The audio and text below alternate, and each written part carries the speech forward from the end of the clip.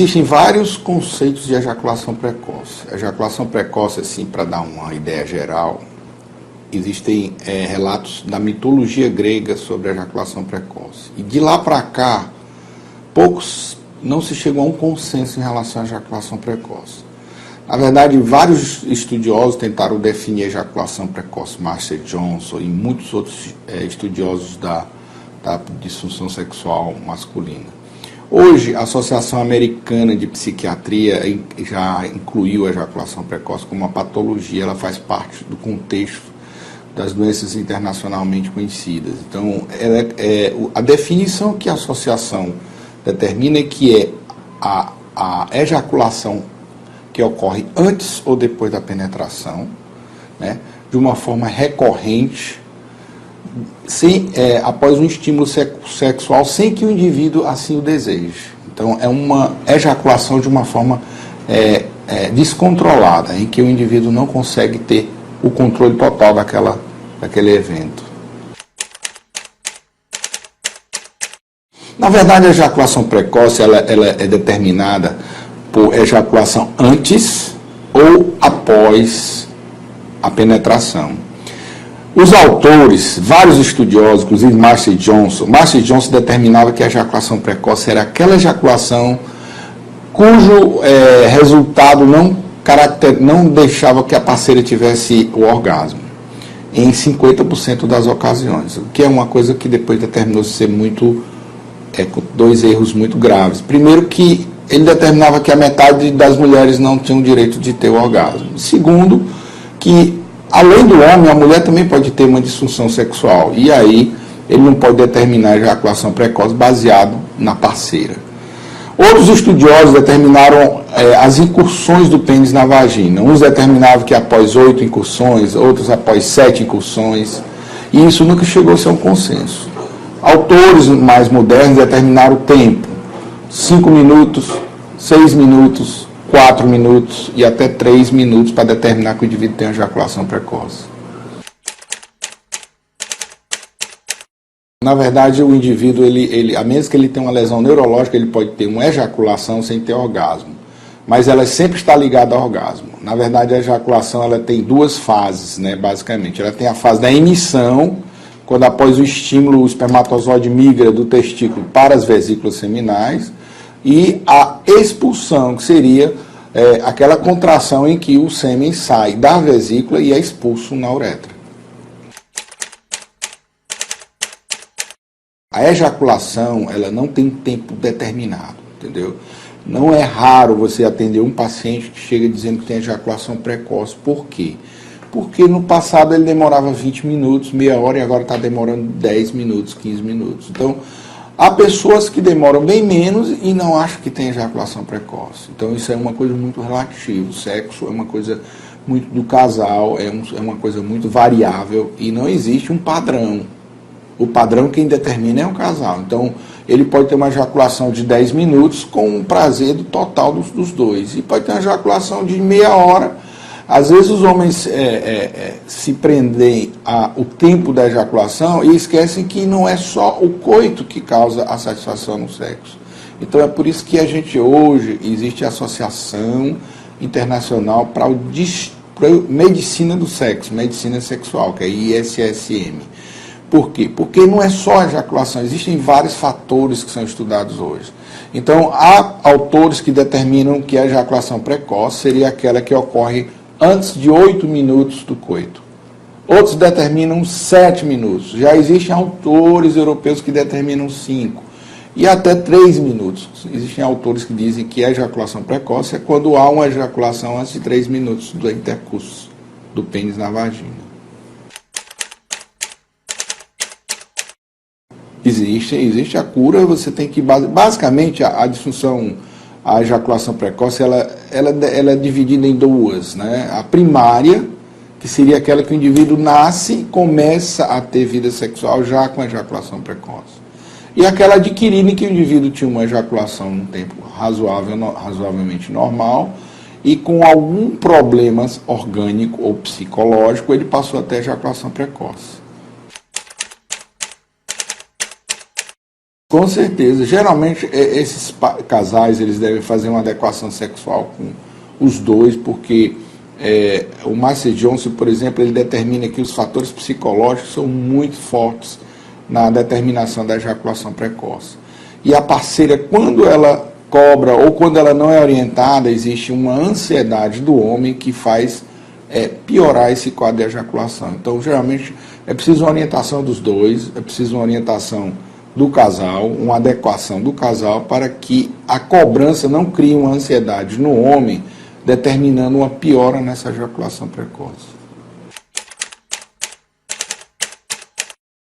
Ajuda, o preservativo ele diminui a sensibilidade local e também o fato de o indivíduo não ter o medo de uma gravidez ou de uma DST indesejada, claro, ele com o preservativo ele fica mais seguro e ele consegue demorar mais. O tratamento da ejaculação precoce, é preciso que se diga o seguinte, ela é um resultado de fenômenos neuromusculares. Existe estímulo do córtex cerebral que causa a liberação de substâncias endócrinas. Essas substâncias estimuladas pela testosterona, elas vão causar uma vasodilatação e a ereção. Quando isso ocorre, que o indivíduo tem o coito, ele passa a ter uma sensibilidade local e ter um estímulo central também. Então, isso aí é determinado não só por mecanismos vasculares, endócrinos, musculares e neurológicos, como também central. Para você corrigir essas ejaculações, é preciso que você tenha em mente a causa daquilo. Se o indivíduo tem, por exemplo, uma hipersensibilidade no pênis, realmente pode ser usado algum tipo de anestésico, um gel. Existem substâncias que são anestésicas, como a pilocarpina, pode ser usada no local para causar diminuir a sensibilidade. Isso deve ser feito com orientação médica, porque se o indivíduo permanecer com aquele gel, ele vai também adormecer a parceira, e aí o resultado não é satisfatório. Eu vou dizer os inibidores da PDE5, que são todos eles, não só o Viagra, como Cialis, Levitra, Eleva, etc. Esses inibidores da PDE5, eles vão fazer o que? Como eles vão atuar? Eles não vão causar uma ereção no ser humano, no homem. Eles vão manter uma ereção. Como eu falei, é o seguinte, o indivíduo, quando ele vai ter o ato sexual, ele tem a liberação de substância, como, por exemplo, o óxido nítrico, que vai causar, grosseiramente, de uma forma bem resumida, vai causar ereção. No momento em que o organismo libera o óxido nítrico para causar ereção, existem as substâncias que também são liberadas para inibir, no caso a PDE5. Essas substâncias inibem a PDE5. Qual o resultado? É uma ereção mais prolongada. Então, se você tomar uma substância dessa e não estimular a ereção, é mesmo que nada, não tem efeito. Por isso, deve ser usado com orientação médica. Então, o que acontece? Quando ele toma uma dessas substâncias e causa a ereção, o que iria inibir a ereção é bloqueado. Então, o indivíduo tem uma ereção mais prolongada. Já provou-se que a ereção, a ejaculação é independente da ereção. O Master Johnson tentou vincular as duas coisas, mas existem casos em que o indivíduo tem ereção perfeita, não tem dificuldade de ereção rígida, e na hora que ele quer, e não consegue manter a ejaculação sem que seja precoce. Então, isso aí foi desvinculado uma coisa da outra. Mas há casos em que o indivíduo, por ter uma disfunção erétil, por ter uma diminuição na ereção, ele desenvolve a ejaculação precoce como resposta do organismo. Vamos dizer assim, ou você goza logo, ou então vai amolecer. Aí o sujeito, ansiosamente, ele passa a ejacular precocemente. Não tenha nem dúvida, o estresse ele é uma das coisas que mais interfere no ser humano, na saúde como um todo, né, na saúde geral do indivíduo.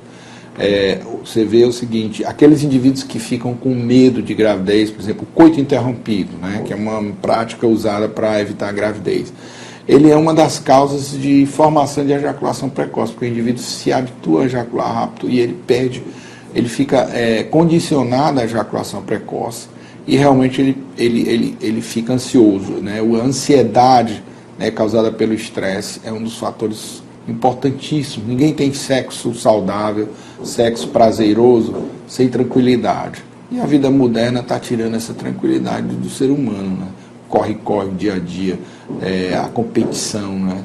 A violência, tudo isso deixa o indivíduo ansioso e estresse, como resultado disso, realmente é um dos fatores que prejudicam a ejaculação. Olha, uma das coisas que eu, como urologista, sempre acho é que a orientação sexual é fundamental. A pessoa que vai para o sexo, a pessoa que tem um bloqueio de orientação na fase na fase em que deveria se insinuar na vida sexual, ajudaria muito aos homens a ter um controle disso aí. Muitas pessoas, eu vejo pessoas de nível superior que vêm nos procurar, que têm uma informação totalmente distorcida sobre o que é o padrão, o que não é. Pessoas que têm, vamos supor, pessoa que tem 60 anos de idade que não se conforma de ter uma atividade sexual diferente do que tinha quando tinha 20. Então as pessoas precisam estar antenadas e sabedoras de que o sexo é uma coisa variável. Ele não é só variável na idade do indivíduo, como é variável no dia a dia. Você pode estar disposto num dia, no outro você está cansado, você não está muito afim. Então, como existe uma variação hormonal, tanto no homem quanto na mulher, sexo não é uma coisa padronizada. Então, a orientação seria importante no sentido da pessoa tirar o melhor proveito da sua vida sexual, tanto no início da vida sexual, como na vida conjugal após o casamento.